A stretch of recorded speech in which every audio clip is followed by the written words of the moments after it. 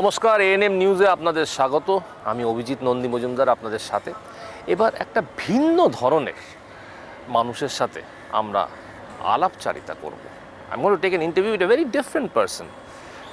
আপনারা দেখতে পাচ্ছেন আমার পাশেই ও দাঁড়িয়ে আছে। আমি ওকে পরিচয় করিয়ে দেওয়ার আগে শুধু একটা কথা বলতে চাই। যখন আমরা ইন্টারভিউ করার জন্যে আমরা এখানে প্রস্তুতি নিচ্ছিলাম, আমি যতবার ওকে বলছি আয় দাঁড়া, চল আমরা এখানে দাঁড়াই, তার মাঝখানে কেউ না এসে হ্যালো কনগ্রাচুলেশনস, হ্যালো খুব ভালো, দারুণ। সেলিব্রিটি হয়ে গেছে ছেলেটি। ভারতবর্ষ নয়, বিদেশেও সবার মধ্যে সবার মন জয় করা ছেলে আনিশ মিত্র, অর্থাৎ বুগি এলএলবি। হ্যালো সবাইকে, আশা করি সবাই ভালো আছো। Thank you so much uncle for the great introduction. Nothing no great. So what happened right in front of my eyes, সেটাই তো আমি বললাম, হয়তো বানিয়ে কিছু বলে দিই। আচ্ছা, আমাকে প্রথম যে প্রশ্নটা বলছি, প্রথম যেটা আমার মাথায় আসে সেটা হচ্ছে যে তোর নাচ হঠাৎ ওয়াই ডান্সিং, আমরা নাচছি কেন? What prompted you to start off as a dancer? So my first interaction with dance happened when I was going to Delhi. So in Delhi, basically my grandparents, they used to stay there, and in our complex, just somewhere near our complex, there used to be this Durga Puja festival that used to happen.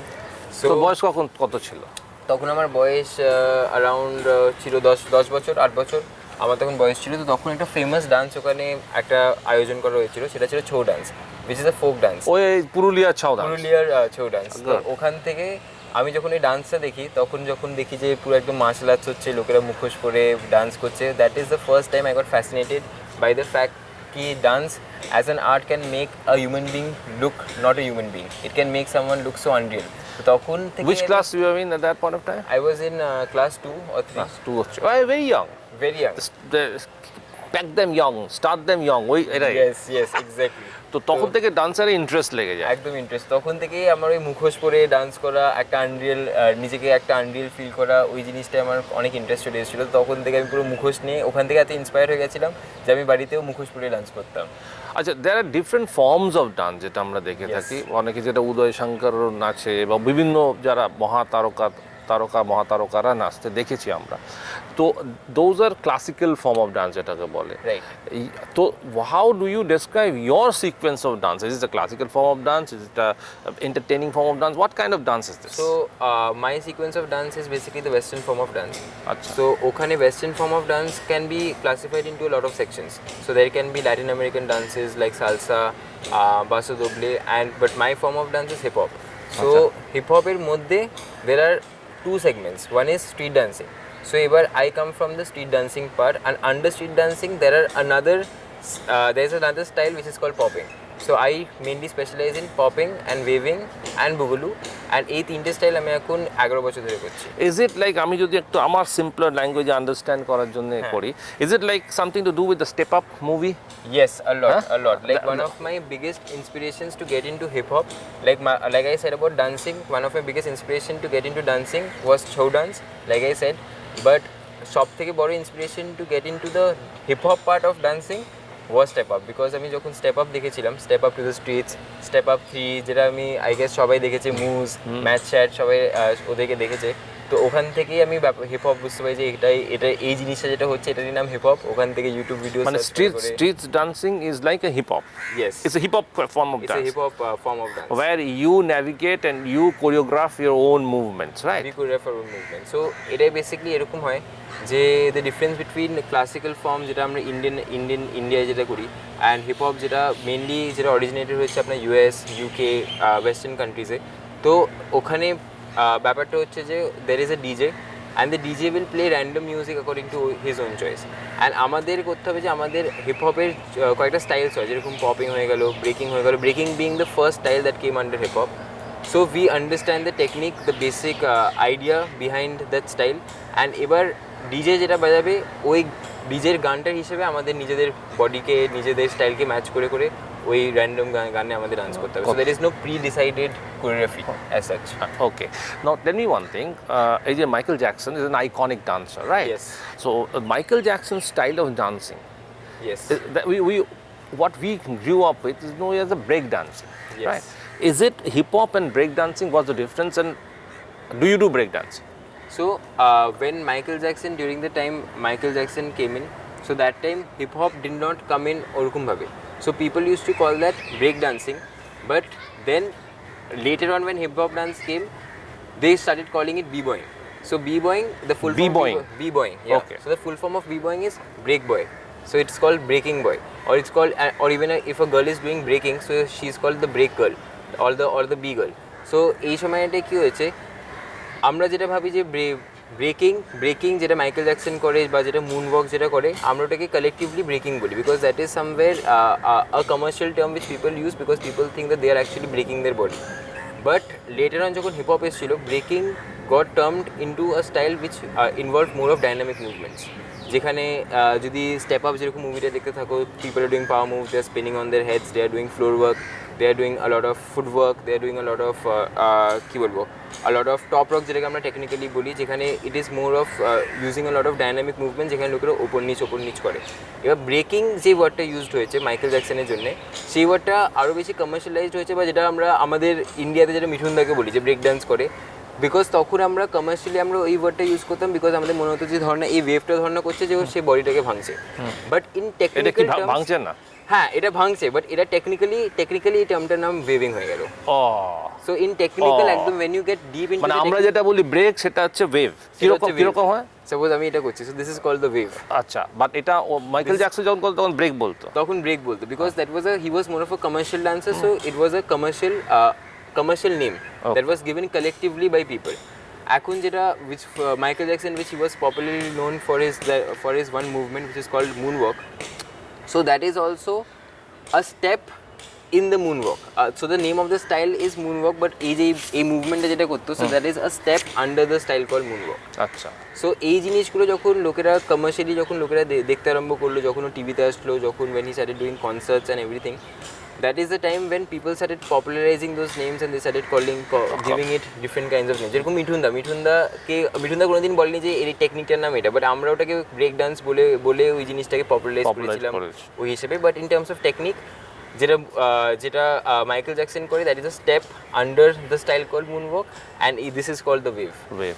আচ্ছা, now run us through, যখন ছোটবেলা থেকে you took to dancing like a fish takes to water, তারপরে তখন did you face any problem from home? বাড়িতে কোনো resistance এসেছিল কি না? Because you come from a very illustrious family, কারণ পড়াশোনা করতে হবে।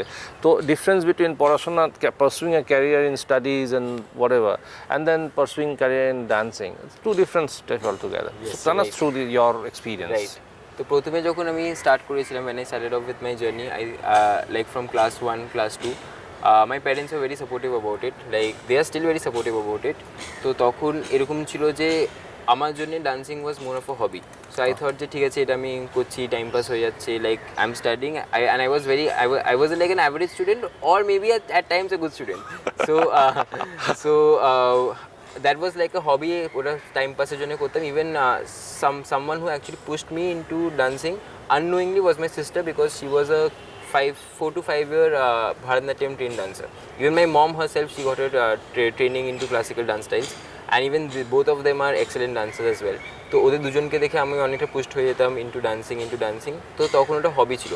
তো যতক্ষণ হবি ছিল, তখন আমার বাবা মারা একদম চিল ছিল এই জিনিসটাকে নিয়ে, যে ঠিক আছে হবিটা পাস টাইম হয়ে যাচ্ছে। And even the school I belong from, La Martinia, they were also very keen about co-curricular activities. But একটা প্রবলেম যেটা স্কুলে যেটা হয়ে গেছে, সেটা হচ্ছে কো-কারিকুলার অ্যাক্টিভিটিস বলে আমরা সবসময় ডান্স বলো, স্পোর্টস বলো, এই জিনিসটাকে আমরা একটা সাইড লাইনে নিয়ে যাই। তো তখনই প্যারেন্টসদের মাঝখানে একটা সাইকোলজি চলে যে পড়াশোনাটাই মেন, আর এগুলো সব সাইড একটা কো-কারিকুলার একটা অ্যাক্টিভিটি হয়ে যাচ্ছে। তো তখন যখন আস্তে আস্তে আমার বয়সটা হতে আরম্ভ করে, তখন আমার প্যাশন টুয়ার্ডস ডান্সিংটা আরও বেড়ে যায়। বিকজ একটা সময় এরকম হয়ে গেছিলো যে যখন আমি ক্লাস 2 পড়ছি, তখন আমি এমনি স্কুলে প্রোগ্রাম করছি, বা বাড়িতে এরকম পুজো হয়ে গেল, বা আমার দিদার বাড়িতে পুজো হয়ে গেল, ওখানে যেরকম প্যান্ডেলস হয়, সো ওখানে কমপ্লেক্সে কোনো মেম্বার্স নাইট হয়ে গেল, বা কোনো ফ্যামিলি গেট টুগেদার্স হয়ে গেলো, so I am dancing, so it was an environment where people use to be like ঠিক আছে হবির জন্য করছে, অ্যান্ড এরকম আছে ফ্যামিলি মেম্বার্সরা আছে প্রেস করে যাচ্ছে, আরে খুব ভালো হচ্ছে অ্যান্ড সবাই খুশি হয়ে যাচ্ছে।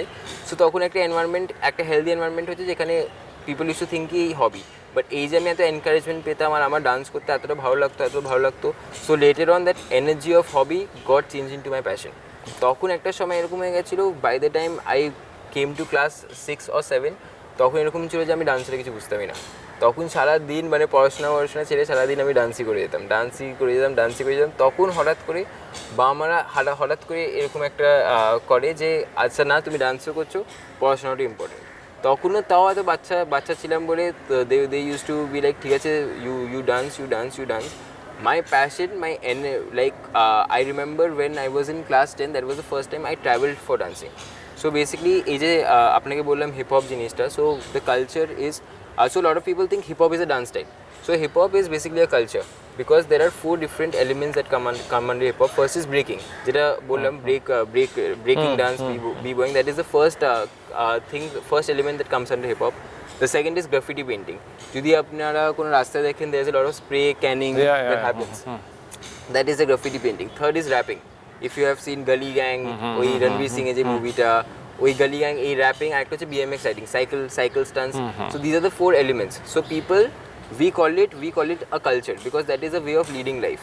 Hip hop যে আমি আচ্ছা গেলাম, I am probably earning money. Probably a lot of people do side jobs to earn money. Probably a lot of people do full-time jobs to get into hip hop. So এখানে আমাদের যে ইন্ডিয়াতে একটা culture ছিল, যে কলকাতায় hip hop কালচারটা অত বেশি ছিল না, বিকজ কলকাতায় লোকজন এমনিতেই অনেক কম, আর lot of people are still not aware about what hip hop is in Kolkata. তো ইন্ডিয়ার মধ্যে দিল্লি একটা জায়গা যেখানে এখন there are almost like 1000 to 2000 people who involved in hip hop. So the first time I think in class 11, the first time আমার ইচ্ছে জাগলো যে আমি দিল্লিতে ট্রাভেল করতে চাই, দিল্লিতে ট্রাভেল করে আমি পুরো হিপ হপ সিনটা আমি বুঝতে চাই। তখন যখন আমি দিল্লিতে ট্রাভেল করলাম, তখন বাবা মা আমাকে একলা কোথাও বেরোতে দিত না, তাও আমি খুব বাবা মাদের কনভিন্স করে না, that time also I didn't earn on my own. So বাবা মারা সব আমাকে ফাইন্যান্সিয়াল সব সাপোর্ট দিয়ে then I went to Delhi, I travel to Delhi alone for the first time. And তখন আমি গিয়ে পুরো আমি দেখলাম যে 200-300 জন 400 জন সবাই হিপ হপ করছে। আমি জাস্ট দরজা খুললাম, যেরকম স্টেপ আপ মুভিটা দেখাচ্ছে যে ভেনিউটায় গিয়ে লোকেরা জাস্ট ডান্স করছে, আমাদের একটা ভেনিউ ছিল, ভেনিউটায় গিয়ে আমি জাস্ট দেখলাম 300-400 জন they are just dancing and everyone is involved in the hip hop. কেউ একটা সাইডে র্যাপ করছে, তো কেউ একটা সাইডে ডান্স করছে, তো কেউ একটা সাইডে পপিং করছে, তো কেউ একটা সাইডে কিছু একটা করছে। তখন আমি দেখে জাস্ট ভাবুক হয়ে গেলাম। তখন থেকে যে এই ট্রাভেলিংটা চালু করলাম, আর বাবা মার একবার আমাকে অ্যালাওয়েন্স দিল যে you can you can travel and obviously that time my parents supported me a lot because তখন আমার কোনো আর্নিং ছিল না। So giving me that financial stability, ওখানে গিয়ে কোথায় থাকবো, and that time I had no connection, psychological aid, yeah. সো ওই সময়টায় গিয়ে তারপর এরকম হয়ে গেল যে when I started traveling there used to be competitions, and that time hip hop became so huge specifically in Delhi that they started calling people from abroad who are the main founders of hip hop, যারা actually founders of hip hop, যারা hip hop scene টাকে পুরো দেখেছে, even certain teachers of Michael Jackson, Pop and Taco, who is like we don't know him like commercial people, যারা আমরা audience we don't know him, but Pop and Taco, these people are the teachers of Michael Jackson also. So বা Chris Brown যাকে আমরা চিনি, তো এরা দে came down to জাজ events for us. So আমরা এদেরকে দেখার জন্য আমরা চলে যেতাম, আর হঠাৎ করে এই জিনিসটা আমার এতই পছন্দ আসতো, তখন আমি আস্তে I started drifting and I started getting totally into dancing. Totally. Now you have taken up dancing as a career. Yes, completely. I am doing like my name suggests Boogie LLB, and LLB defines the degree of law. So I am doing that also side by side, but then my passion lies into dancing, and I like to be financially stable through my academics as well. So I feel that academics will liberalize me and give me more knowledge and help me teach people also, because যখন আমি পড়াশোনা করছি আমার একটা awareness আছে লোকদের সঙ্গে কথা কীভাবে বলতে হয়, and probably that helps me when I'm teaching like 100 or 200 students. So what are future plans? So my future plan is right now, since I have just come commercial and people they have have you turned into a professional dancer? Yes. আচ্ছা, তাহলে এখন তুই now you are going to go perform outside on stage professionally, right? Yes. Okay. So now that you have performed professionally, you have become a professional dancer, you have carved out a small little space for yourself, and you're going to move forward as to take it up as a career. So a stage in life where you have won accolades, you have won name, you have won fame now, you are national and internationally. A lot of people have seen you dancing all over the country, all over the world. So what next for you? So something that is next for me is I want to, since my reach has extended so much, so this awareness where people, there is a certain kind of people who think commercially on the basis of dancing, jara opor theke dancing take boche and they don't understand a lot about the inner techniques of dancing. So now that like you're saying that I have a lot of reach, because before I came on TV, even if I had conducted a workshop, there would hardly be 20 people in my workshop, because they didn't. So you want to get more people involved? I'm gonna get more people involved, and I'll try to make more people aware about what is the real Now let thing. me ask you one thing. Yes. Everybody understood your form of dancing to Step Up. Step Up is a Yes. big Yes. boost, right? Yes. Right. So now if I suggest to you that do you have any plans of doing Step Up in Kolkata? Yes, for sure. That is a very nice idea actually, and I was actually thinking about something like that to spread more awareness. But I think there are still not a lot of people involved into hip hop in Calcutta, because most of the people are still learning. But then definitely, if given time, probably in a year or two, definitely something like that, because that itself would give a lot of boost to the city as well as the country. Yes. There you go. এই মাত্র আপনারা শুনলেন world famous যে hip hop dancing, যেটা step up মুভিতে সবাই জেনেছিল, সবাই দেখেছিল, এবং আমাদের মধ্যে আজ উপস্থিত বুগি এলএলবি, যেটাকে আজ সবার সামনে is brought this up in front of everybody world over. So you are very soon you gonna see something of that format in our own city of Kolkata. এটাই তো বলতে চাই। Yes, actually. Yes. তো এই ব্যাপারে লাস্ট তুই আমাদের দর্শকদের কি বলতে চাস? লাস্টলি আমি এটাই বলবো যে if anyone is involved into dancing বা এনি আর্ট ফর্ম বা যে কোনো যেটাকে আমরা কো-কারিকুলার বলি, যেটাই করো, if you have that passion in that and if you have belief in that, please follow it. I'm sure যে there should be a healthy balance between your academics and something that you love, but try to maintain both, and that will be the best thing for you for your future. And definitely যেরকম uncle বললো, 1-2 বছরের মধ্যে something is big happening in the city which is going to blow up and create storm in the country as well as abroad. So stay tuned for that, and thank you so much, uncle, for having me on board. Absolutely.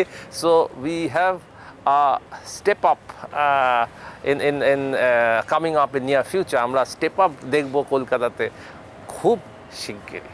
আপনারা দেখতে থাকুন ANM news, এবং আগামী দিনে আবার আমরা এরকমই কিছু অত্যাধুনিক মানুষের সাথে কথা বলবো, বিশেষ আলাপচারিতা করব। নমস্কার। আরও খবরের আপডেট পেতে সাবস্ক্রাইব করুন আমাদের ইউটিউব চ্যানেলটি আর বেল আইকনে ক্লিক করুন নোটিফিকেশনস পেতে।